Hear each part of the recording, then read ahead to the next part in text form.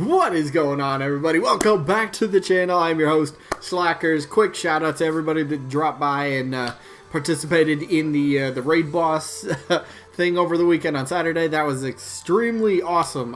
Thank you. I hope you guys enjoyed yourselves, the ones that did participate. Another one coming up this Saturday.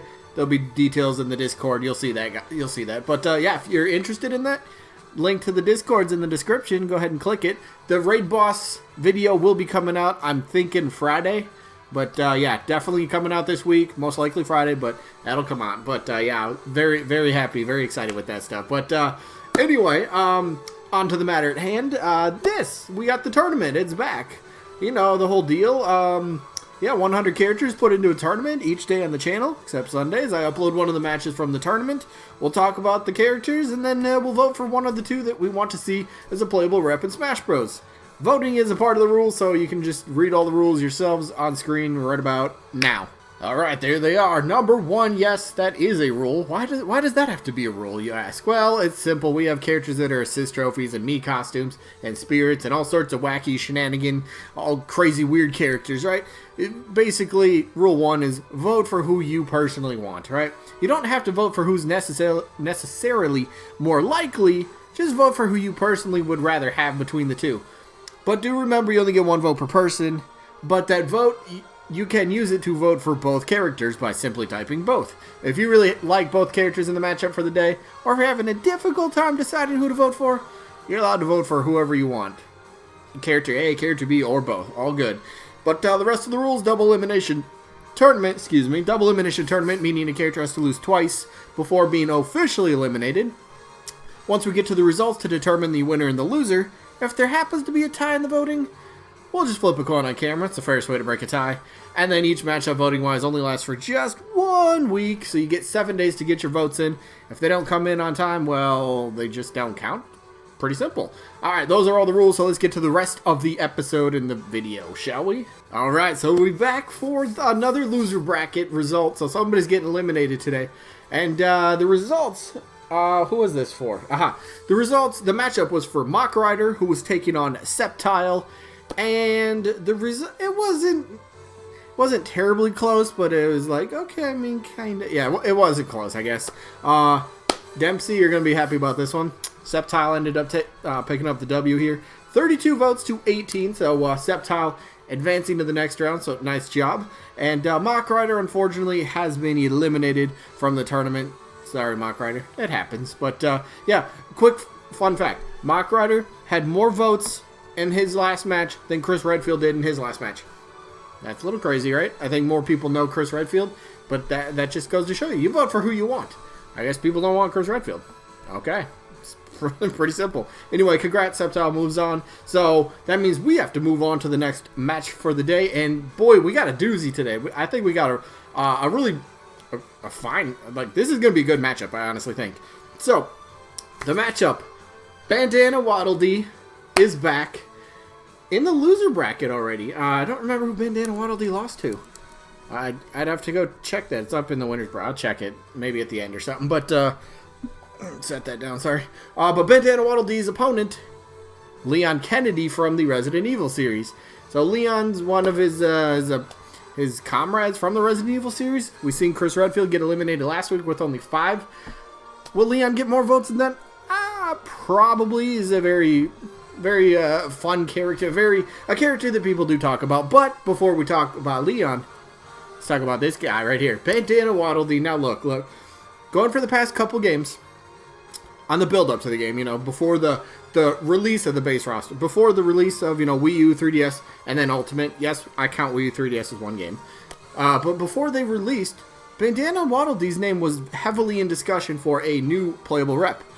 Kirby series being Nintendo's, one of their better franchises, and, you know, having 3 reps is kind of like, alright, yeah, they're very well represented with Kirby, DDD, and Meta Knight. Perfect.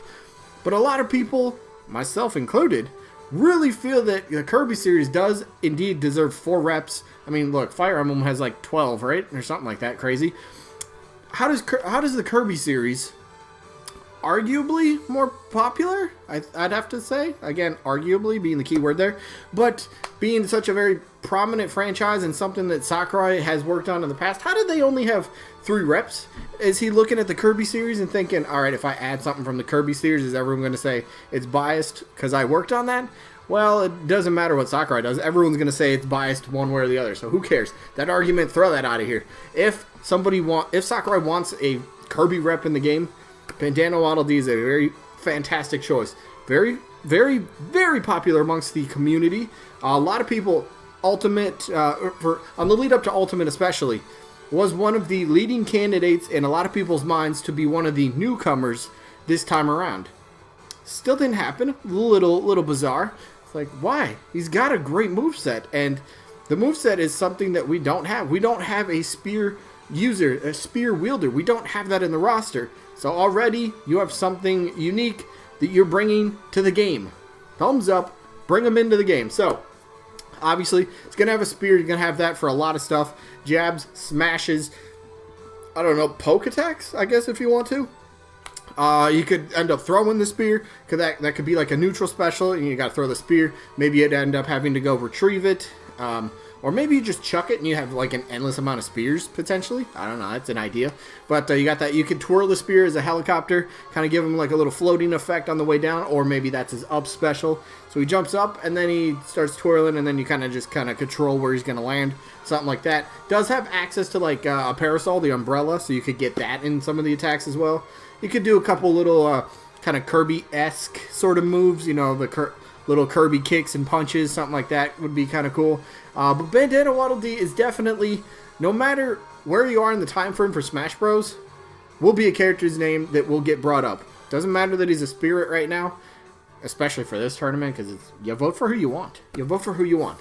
But Bandana Waddle Dee's got a very big following, and I think it's only a matter of time before this character does officially and finally get to be playable in the roster. I'm not saying it has to happen for Smash DLC, but it would be great if it did, right? We don't know the bonus characters that are coming. We don't know character number 5 yet. Like, what's happening? Come on, Nintendo. Can we at least get an announcement of when the next Nintendo Direct? Nintendo Direct. Not Pokemon Direct. Not Animal Crossing Direct. A Nintendo, whatever. You get what I'm saying. Anyway, Bandana Waddle Dee is very popular. Checks a lot of the invisible boxes, if that counts for anything, but he does. And yeah, it'd be great. Plus a first party character. There's a lot of people that are wanting a first party character to be a part of Smash DLC. I mean, yeah, I guess Piranha Plant was DLC technically, but like as a part of the Fighter Pass or bonus characters, we want at least one, you know, first party character. We don't want all third party. Like, come on, represent you, represent your guys, right? Home team, right? Whatever. But yeah, Bandana Waddle Dee would be such a great character, nonetheless. But how about his opponent, Leon Kennedy? Yes, that spirit from Resident Evil that randomly popped up a couple months ago. Very strange. So when that happened, it was kind of like, all right, Resident Evil's most likely not going to happen, because why would they give these random spirits for Resident Evil of arguably the 4 biggest, most recognizable characters from the series? Why would they give them spirits if they were going to plan to make them playable further down the road? It wouldn't make a lot of sense, right? And I truly agree with that. It would be very baffling. But you could counter argue that with, all right, there are different looks, different character variations of Leon.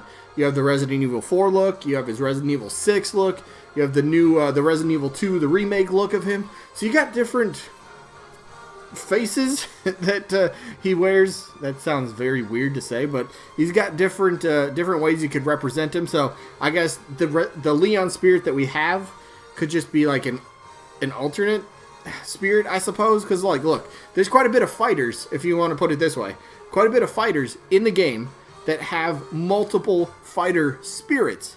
So if you have multiple spirits of yourself, you can get multiple spirits of a DLC character, I suppose. That could be a possibility, right? But yeah, Resident Evil, if it doesn't happen though, I guess I wouldn't be surprised, but we're still going to talk moveset, though. Still talk moveset. And I think there's tremendous potential here. More than just handguns and shotguns and explosives. There's more than that. plenty more. In Resident Evil 4, and this is where I always go with this moveset, Resident Evil 4, there's a lot of like quick actions you can do in the game. Suplexes, roundhouse kicks. There's something else I always forget and I don't remember, but you got that. You've got his knife. You could do that for, I don't know if you could, where would you use that? Maybe like a tilt attack potentially. Pulls out the knife that he wears on his vest, or not his vest, but that he wears on him, pulls that out and does a quick little slashing motion. I like the idea, hook shot, that's easy for up special, a recovery move, you know, grapple onto the ledge, perfect. We already have stuff like that in the game, so you can already kind of use that as like a jumping off point for development standpoints. So hook shot's awesome. I like the idea of first aid sprays, being able to heal yourself, but maybe put a limit on it, put a cap. Maybe you could only use it 3 times. Maybe you can only use it 5 times, and then you get to whatever, you know, heal.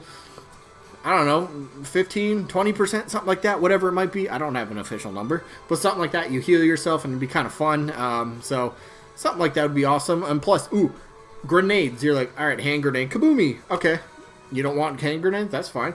They got the insane grenades, you know, chuck it down, light somebody on fire. Well, not necessarily, but, you know, I was going to say a big puddle of fire. That doesn't make sense. But a big spot of fire, you know, and your opponent will get damaged by the flames. Flash grenade, which would be awesome, maybe is like a down special. Chuck it down at your feet, and like it's kind of like a quick little blinding light or whatever, and then maybe Leon does like a little, I don't know, like a drop kick or a shoulder tackle or something. Like it's a quick like motion, like boom, throws it down, and then I don't know, something like that. You know, just kind of combining a couple things there. Rocket launcher potentially for a final smash, I guess. You got the mine dart from Resident Evil 4. You shoot it and it sticks into something. After a couple seconds, it explodes. So you got options there. Obviously, you got melee potential moveset. You got weapons. You got other sorts of different kind of weapons. You got first aid. You got healing. Like, there's great potential. That's what I'm getting at. A lot of good potential for the character. Plus, if Resident Evil actually got a playable character in Smash, that'd be pretty big. Actually, that'd be pretty big. So yeah, for this one's actually a little tough for me because I always tell you guys when it comes to Leon, Resident Evil 4 is one of my all-time favorite games. One of my all-time favorites. I've probably played the campaign and beaten it, like, I'm probably over a couple hundred times. I'm not going to lie. I'll be honest about that. I played it across every platform it's been on except for the Switch. Haven't gotten it for the Switch yet. I might not, though. But I've played it so many times, and it would just be awesome to see Leon in the game. Just as, I guess, I can't say nostalgia. It's just a character that I kind of grew up with in a way, and it's just kind of like, there's a lot of attachment, and I'd be like, that'd be cool to see in Smash Bros. However, go back. However, Bandana Waddle Dee's been a character I've wanted longer than I have Leon. And for me, I know it's not the best argument. I know it's not. But for me, he fits a bit better in Smash Bros. Style-wise, like the aesthetic looks, you know, the realistic human to me in Smash Bros. I know, well, Mario's not like a realistic human though. Does that make sense? Like how Snake and Bayonetta kind of like that. Mario, not quite, but like more of a Nintendo cartoony kind of character. I guess that kind of feels a bit more realistic. To me it seems to fit better, so that's one of many reasons. But I'm voting Bandana Waddle Dee. I would like to see Bandana Waddle Dee in the game someday, so he gets my vote. Let me know who you guys are voting for down in the comments, either Bandana Waddle Dee, Leon, or both. All are great options. Anyway, that is it for this one. So little sneak peek for tomorrow's matchup. Where are we at? The matchup, we have Frisk from Undertale coming back, who she just lost to Waluigi, right? She just lost, yeah, just lost to Waluigi. So she's gonna bounce back, and she's facing off against Frank West, who lost to Pea-Shooter in the very first match of the tournament. So Frisk against Frank Wright. Frank Wright? Who is that? Who's Frank Wright? Frank West from the Dead Rising franchise. There we go. I like Frank West. He's awesome. But that's the match tomorrow. And then, whoa, far. Too far. We'll get the results for Impa, who's taking on Louie. So, winner advances, loser goes home. Simple stuff. That is it for this one. I hope you guys enjoyed, as always, and hopefully we catch you on the next one. Peace out, everybody.